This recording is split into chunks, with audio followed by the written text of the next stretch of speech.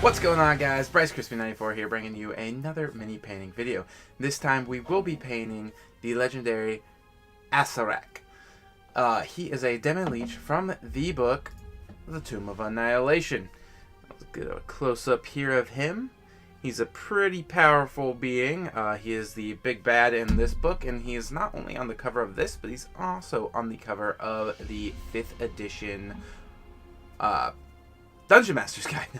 That's what I was trying to say. But yeah, definitely going to be a really cool paint. I already got them nice and primed. We did a dark gray on most of the figure. Kind of a light gray on the front. We're going to try and do something cool with that. And then there is some white speckled over the top because why not? So yeah, he's primed, ready. I've got my paint set up. Let's get to it.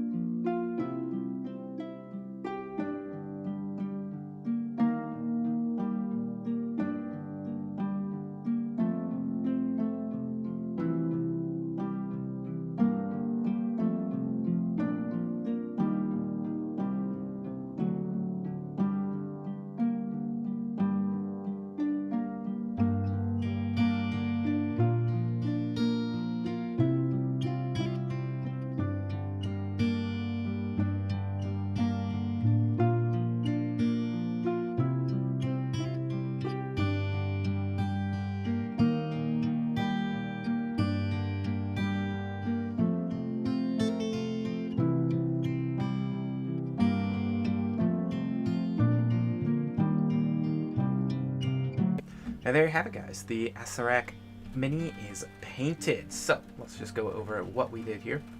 So we did a nice gray on the bottom and then a little bit of black wash. The main part of the robe is a darkened indigo color. And I was going to do multiple coats on it, but I decided to leave it like this because I think the kind of gray primer coming through gives it a really cool look.